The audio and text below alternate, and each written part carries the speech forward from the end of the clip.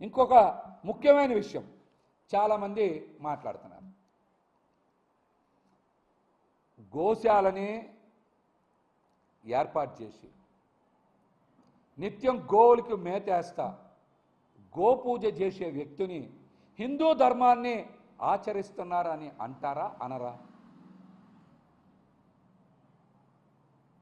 జగన్మోహన్ రెడ్డి గారు ఇంట్లో గోశాల ఉంది, ఆయన గోవుల్ని పూజించట్లేదా?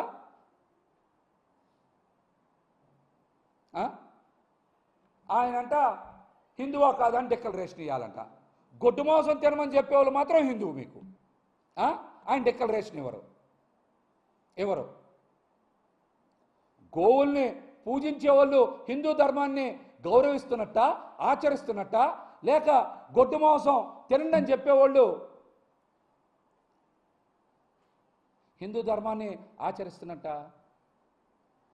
దీనికి సమాధానం చెప్పమనండి.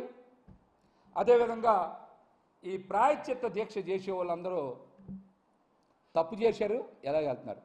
తప్పు మీద ఇంకో తప్పు చేస్తున్నారు. వాళ్ళు దేవాలయాల్లోకి పార్టీ జెండాలు, పార్టీ కండువాలు, పార్టీ ప్లెకార్డులు పట్టుకొని వెళ్తున్నారు.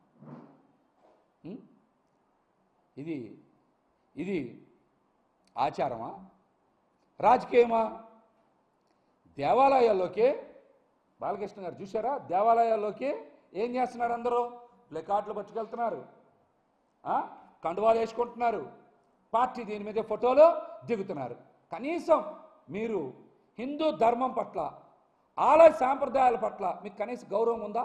ముందు దీనికి ప్రాయశ్చిత్త దీక్షకు పిలువనిచ్చినటువంటి పవన్ కళ్యాణ్ గారు కూడా సమాధానం చెప్పాలి. ఇందాక కూడా చెప్పా, మళ్ళీ రిపీట్ చేస్తున్నా. గొడ్డు మాంసం తినచ్చని చెప్పిన పవన్ కళ్యాణ్ గారు సనాతన ధర్మం గురించి మాట్లాడే అర్హత ఉందా? మీరు దీనికి సమాధానం చెప్పాలి.